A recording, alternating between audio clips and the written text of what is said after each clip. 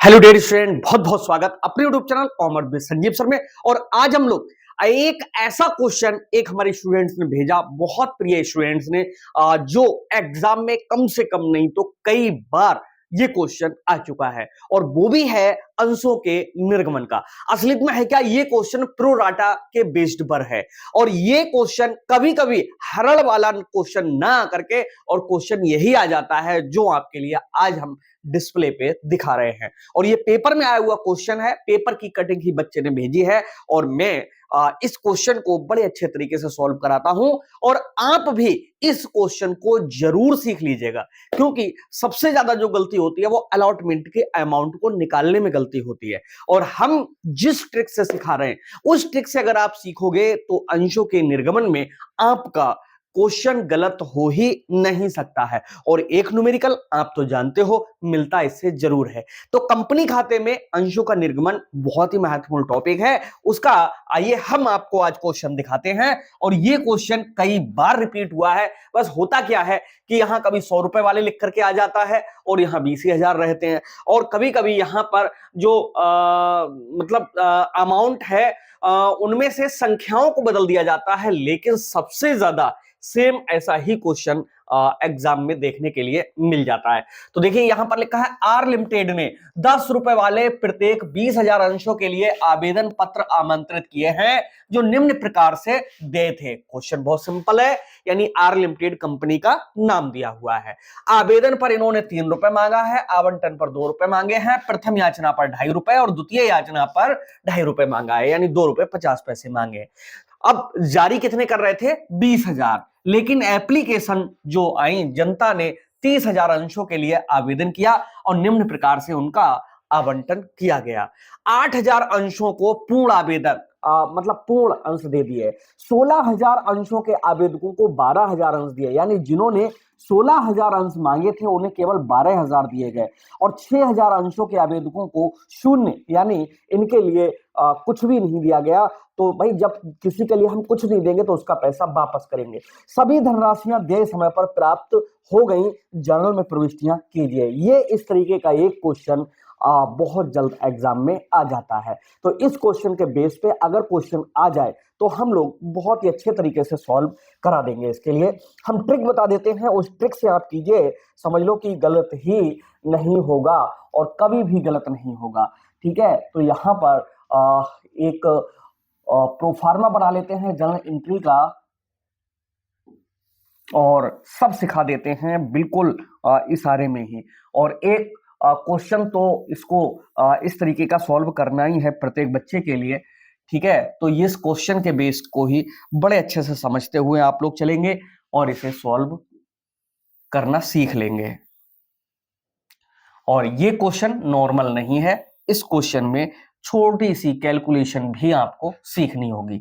चलिए, ये हमारा प्रोफार्मा जर्नल एंट्रीज का ड्रॉ हो चुका है। बिल्कुल ऊपर लिखेंगे इन the books of, in the books of करके। देखो इसमें किसी कंपनी का नाम दिया था, आर लिमिटेड है। ठीक है, तो in the books of R LTD, पूरा पेपर में ऐसे ही हल करके आओगे। यहां लिखेंगे जर्नल एंट्री, JOURNALENTRIES, या journal entries in the books of R limited, ऐसे भी लिखा जा सकता है। इस वाले कॉलम में आपको पता है क्या लिखा जाएगा? डेट लिखी जाएगी। यहां पर पार्टिकुलर्स, यानी इसका मतलब होता है विवरण, लिखा जाएगा। यहां पर LF लेजर फोलियो नंबर, यहां पर अमाउंट लिखेंगे, और यहां पर क्या लिखेंगे? अमाउंट लिखेंगे। इस तरीके से यहाँ मतलब प्रोफार्मा पूरा हमारा होता है। अब करना क्या है? सबसे पहले तो क्वेश्चन आपको समझाना है, वो भी रफ पर। क्यों? क्योंकि क्वेश्चन में जहां एंट्री है तो उनके लिए थोड़ा सा समझना पड़ेगा। तो उसके लिए आप कैलकुलेशन करेंगे, और कैलकुलेशन किस तरीके से होगी देखिए हम आपको समझाते हैं। यहां पर लिखो आप एप्लीकेशंस, यहां पर लिखो अलॉटमेंट और यहां पर लिखेंगे हम लोग क्या, वैलेंस। यानी कितनी एप्लीकेशन में कितना हमने अलॉटमेंट किया और कितना उनका वैलेंस रह गया। ठीक है, ये इस तरीके से कैलकुलेशन यहां पर बेटा दिखानी पड़ेगी, तभी ये क्वेश्चन आप सॉल्व उधर कर पाओगे। ये रफ वर्क है, यानी वर्किंग नोट है, थोड़ा देर ये समझ लीजिएगा, वर्किंग नोट। ठीक है, ऐसे करके समझ लो, ये इस तरीके का बनाओगे जैसा हम बना रहे हैं। ठीक है, देखो यहां पर वर्किंग नोट में कितने अंश जारी किए जा रहे हैं, 20,000 अंश जारी किए जा रहे हैं। ठीक है, तो ये तो कंफर्म है। लेकिन जनता ने क्या काम किया है, 30,000 अंशों के लिए आवेदन पत्र आ गए हैं। तो हम क्या कर रहे हैं, यहां पर एक लाइन लिखवाते हैं। कहां पर लिखवाए,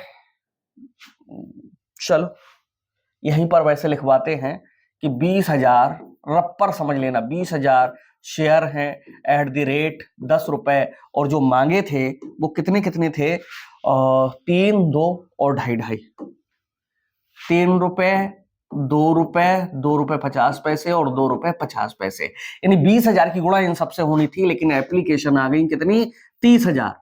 तो 10,000 ज्यादा आ गई, उन 10,000 को कहीं ना कहीं हमें एडजस्ट करना है, उसी के लिए हमें ये वर्किंग नोट करना पड़ रहा है। यानी एक्स्ट्रा एप्लीकेशन है कितनी, 10,000। चलिए हम आपको समझाते हैं कि किस तरीके से इनको एडजस्ट करेंगे।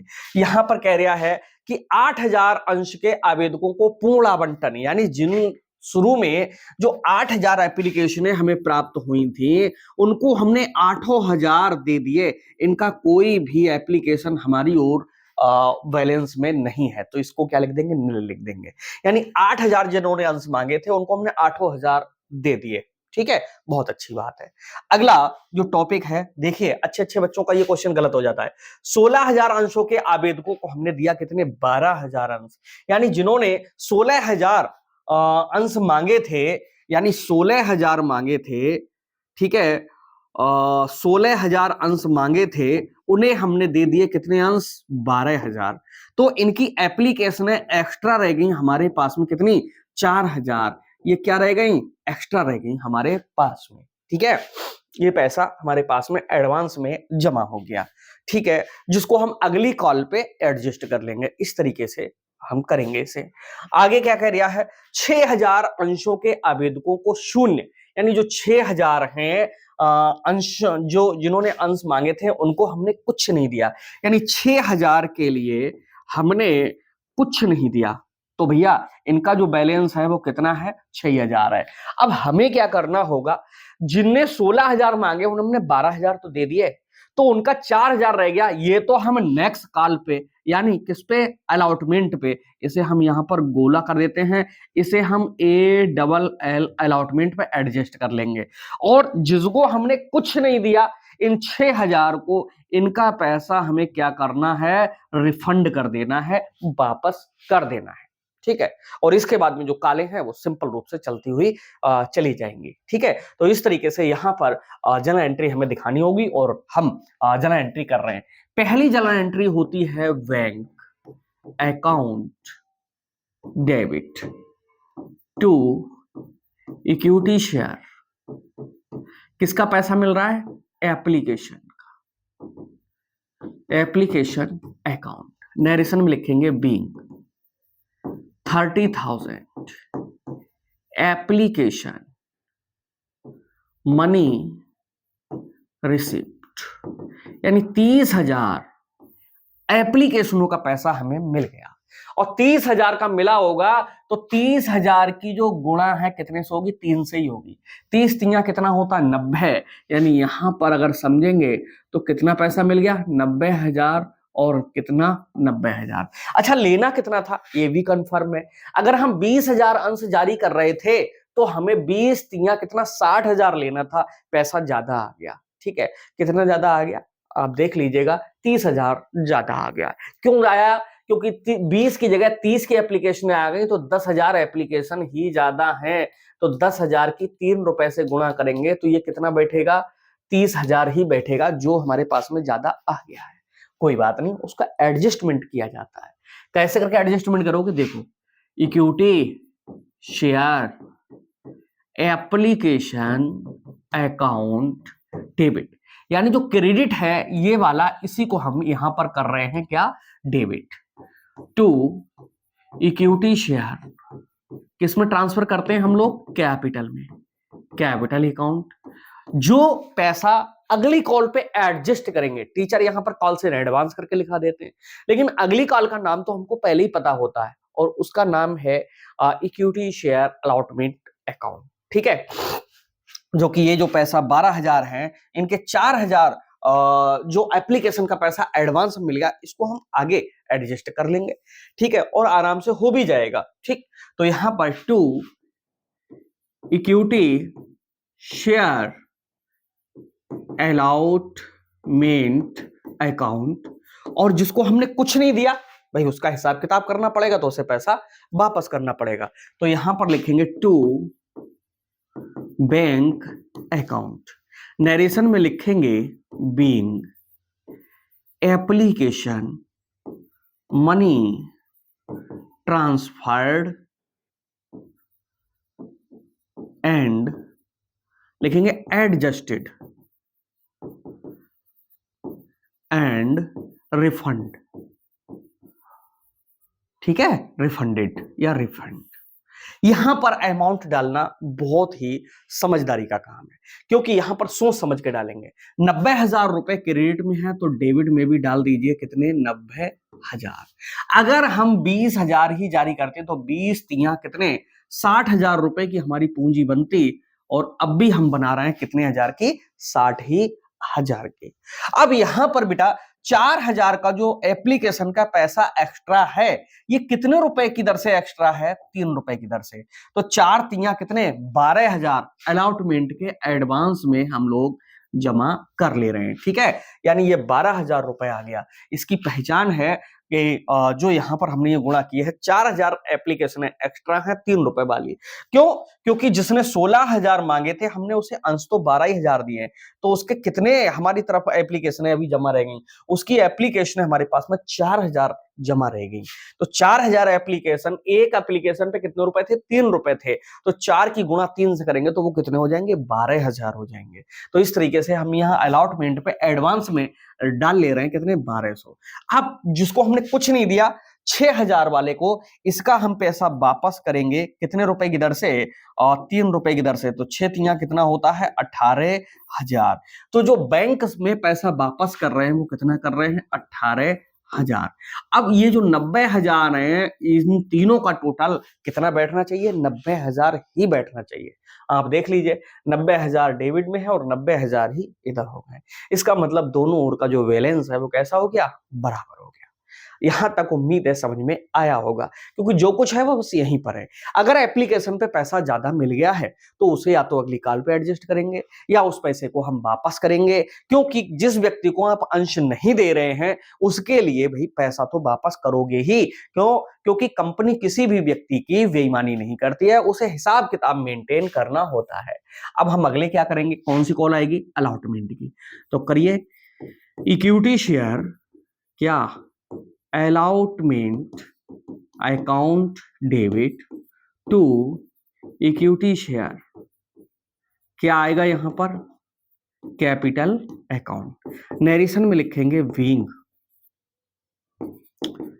Allotment money due.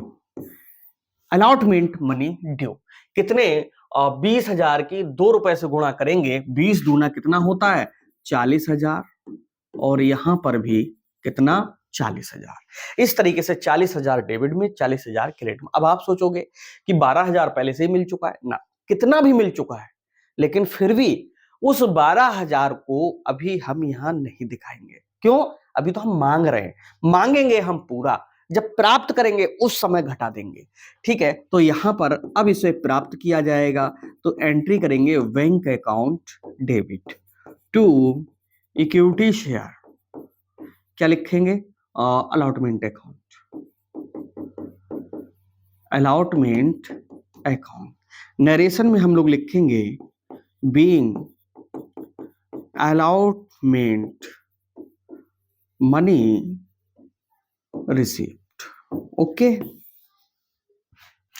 कितने रुपए आएंगे यहां पर? 40,000 में से 12,000 पहले मिले हुए हैं, 12,000 घटा दीजिए, कितने बचेंगे 28,000। हम यहां पर डाल देंगे सीधे 28,000 और 28,000। ठीक है, इस तरीके से हम डाल देंगे। क्यों? क्योंकि शेयर अलॉटमेंट ऑलरेडी क्रेडिट है कितने से 12,000 से। दूसरा तरीका एक और है, जैसे टीचर और सब कराते हैं, और टीचर कुछ टीचर इस तरीके से भी इसे सॉल्व करा देते हैं। एक सेकेंड, यहां पर बेटा मैं ये भी सिखा दूं आपके लिए, जिससे किसी बच्चे का कुछ भी अधूरा ना रह जाए। ठीक है, और सब सेम रहता है। इस तरीके से ये जो 12,000 है एडवांस हम जमा कर रहे हैं, तो to calls in advance account, इस तरीके से भी टीचर वहां पर डला देते हैं, to calls in advance account. ठीक, अब अलॉटमेंट मांग रहे थे तो पूरा 40,000 हमने ड्यू किया और 40,000 ड्यू कर दिया। जब कॉल्स इन एडवांस यहां पर लिखोगे तो क्या होता है, तो यहाँ की भी कुछ चीजें चेंज होती हैं, और वो क्या क्या चीजें चेंज होती हैं ये भी मैं यहाँ पर दिखा दूं। ठीक है, और किस तरीके से अमाउंट भी चेंज होती है, ध्यान रखना 28,000 पड़ा हुआ था। ठीक, यानी तब एंट्री करेंगे बैंक अकाउंट डेबिट, और जो पैसा पहले से मिला हुआ है वो तो अब मिलेगा नहीं। जो नहीं मिलेगा वो क्यों नहीं मिल रहा है, calls in advance account debit to equity share, क्या लिखेंगे, अलॉटमेंट है, अलॉटमेंट अकाउंट। नरेशन में लिखेंगे वी, अलॉटमेंट मनी रिसीव्ड। बहुत से टीचर हैं इस तरीके से भी सॉल्व कराते हैं, और कैसे करके कराते हैं, अलॉटमेंट के डेबिट कितने से है 40,000 से, तो क्रेडिट किया जाएगा आप कितने से 40,000 से। पहले से कितना मिल चुका है क्रेडिट में, देखो ये 12,000, बोई आकर के यहां पर डेबिट के आगे अब पड़ जाएगा कितना 12,000, यानी क्रेडिट था यहां वो पैसा आकर के अपने आप डेबिट हो गया, यानी एडजस्ट हो गया। ठीक है, और 40 में से 12 पहले मिल चुका था, तो अब कितना मिलेगा 28,000।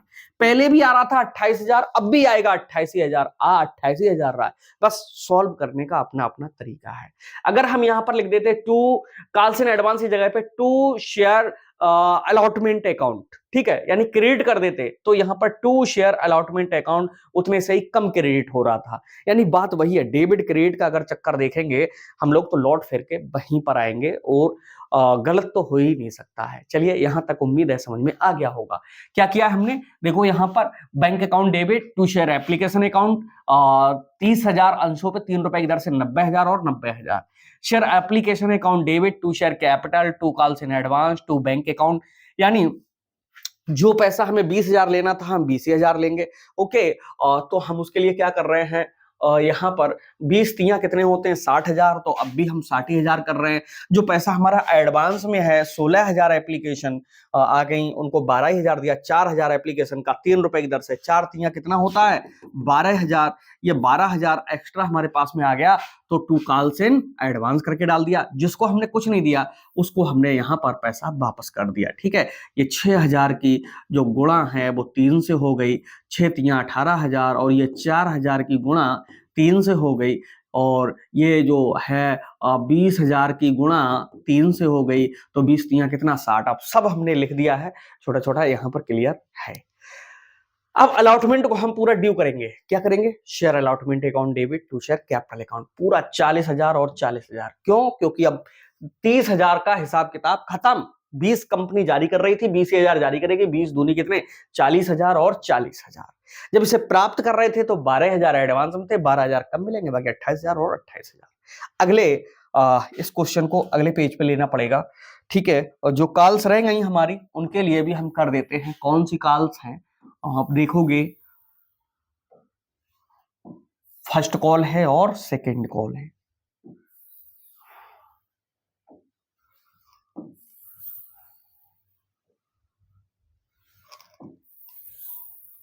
चलिए यहां पर कराते हैं, लिखा जाएगा इक्विटी शेयर, कौन सी, first call account debit to equity share, क्या लिखेंगे हम लोग, कैपिटल अकाउंट। नरेशन में लिखेंगे being first call money due. यानी पहली कॉल हमने ड्यू करी। कितने रुपए से आएंगे? 20,000 की 2 रुपए 50 पैसे से गुणा करेंगे, 25 दूना 50 होता है, मल्टीप्लाई करोगे इसकी 50,000 आएगा। गुणा गलत मत कर लेना। और इस तरीके से यहाँ पर पड़ेगा 50,000 और यहाँ पर भी पड़ेगा कितना? 50,000। इस सभी पैसे मिल गए थे तो एंट्री करेंगे यहाँ पर bank account debit to equity share. कौन सी call? First call account. Narration में बीइंग फर्स्ट कॉल मनी क्या लिखेंगे? रिसीव्ड। कितने रुपए? सारा पैसा मिल गया था यहाँ का भी, तो 50,000। कोई पैसा नहीं मिलता तो कॉल्स इन एरियर अभी पड़ता है यहाँ पर। ठीक है, ये हो गया। अब अगली जो हमारी कॉल है वो 20,000 अंशों पे फिर से 2.5 रुपए की दर से फाइनल कॉल है, तो इसको हम किस तरीके से लिखेंगे? इक्विटी शेयर क्या लिखेंगे? Second and final call account debit to equity share क्या लिखेंगे? Capital account. नरेशन में लिखेंगे being second and final call money क्या लिखोगे? ड्यू। कितने रुपए से? वो भी 2.5 रुपए से है, 20,000 अंश है, तो पूरा कितना आ जाएगा? 50,000 आ जाएगा। तो यहाँ पर भी कितना? 50,000 और यहाँ पर भी कितना? 50,000। ये पैसा भी प्राप्त हो गया तो एंट्री करेंगे bank account debit to equity share second and final call account. Narration में लिखेंगे being final call money received, यानी अंतिम काल का पैसा हमें प्राप्त हो गया। कितने रुपए यहाँ पर?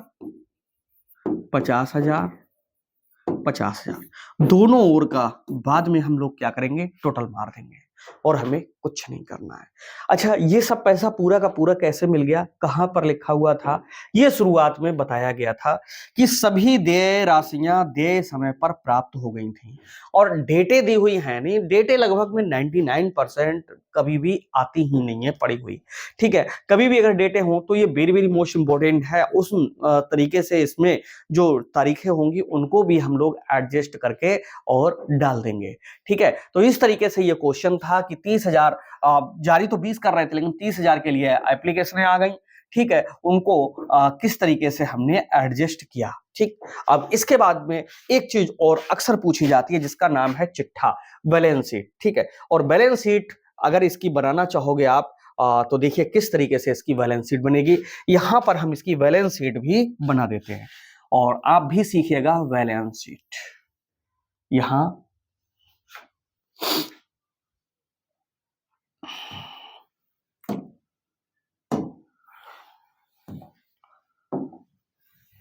पर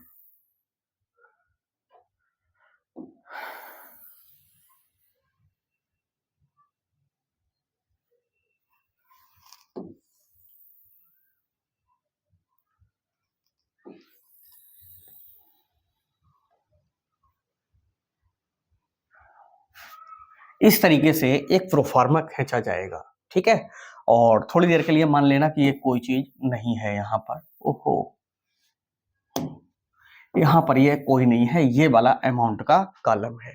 तो किस तरीके से यहाँ पर लिखेंगे? ठीक है, इसके लिए यहाँ 2 कॉलम में बनाएंगे। यहाँ पर फर्स्ट पोजीशन ये है और सेकंड यहाँ पर है। ठीक है, यहाँ पर हम लोग लिखेंगे असेट्स। ठीक, और असेट्स में भी करंट असेट्स हैं, फिक्स्ड असेट्स हैं, वो सब चीजें लिखी जाती हैं। लेकिन कंपनी का जो चिट्ठा है उसमें ये चीजें लिखने की यहाँ पर जरूरत नहीं है। ऊपर जो लिखी जाएगी वो लिखी जाएगी इक्विटी एंड लायबिलिटी। ठीक है, और यहाँ पर शेयर होल्डर्स फंड। ठीक है, शेयर होल्डर्स फंड में इक्विटी शेयर हैं, इक्विटी शेयर 20,000 हैं @10 रुपए वाले हैं। तो कितने के हो गए जाकर के? 20,000 अंश हैं, 10 रुपए वाले हैं, तो जो 20,000 हैं सारा का पैसा मिल गया था तो 20,000 का 10% कितना 2 लाख हो गया। इनका टोटल करेंगे तो कितना आएगा 2 ही लाख आएगा। जो एक्स्ट्रा पैसा था वो रिफंड कर दिया, पहले मिल गया एडवांस कर लिया, तो चिट्ठे पे कोई फर्क ही नहीं पड़ेगा। ठीक है, यहाँ पर कैश एट बैंक, यानी बैंक में कैश पूरा यहाँ लिख लीजिए कितने 2 लाख, और यहाँ पर भी टोटल आप दिखा दीजिए 2 लाख। इस तरीके से चिट्ठा बन जाएगा। वेरी सिंपल है, कुछ है ही नहीं। 2 प्रकार के अंश होते तो अभी हम प्रेफरेंस शेयर भी डालते। ठीक है, और ये 10 रुपए वाले हैं तो हमने 10 रुपए वाले यहाँ पर डाल दिए।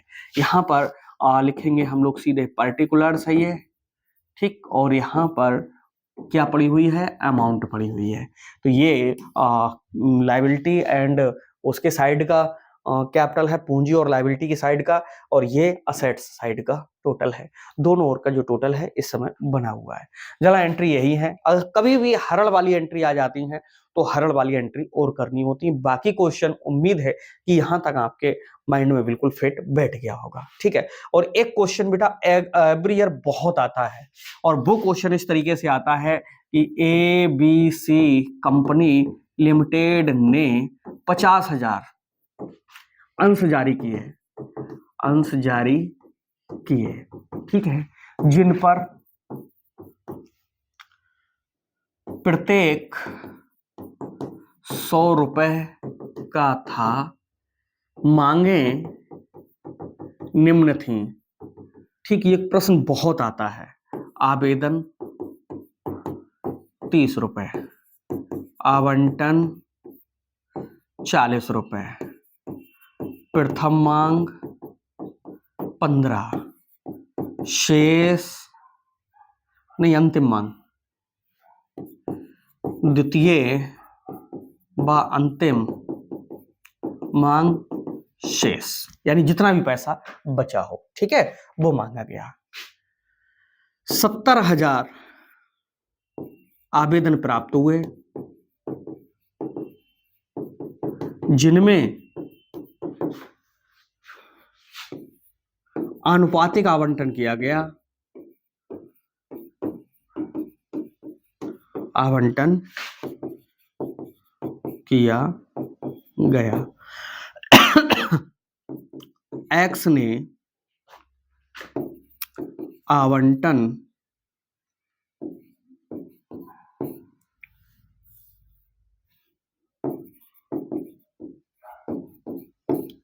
व आगे की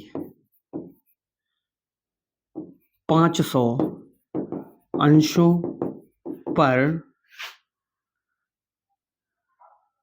मांगों का भुगतान नहीं किया,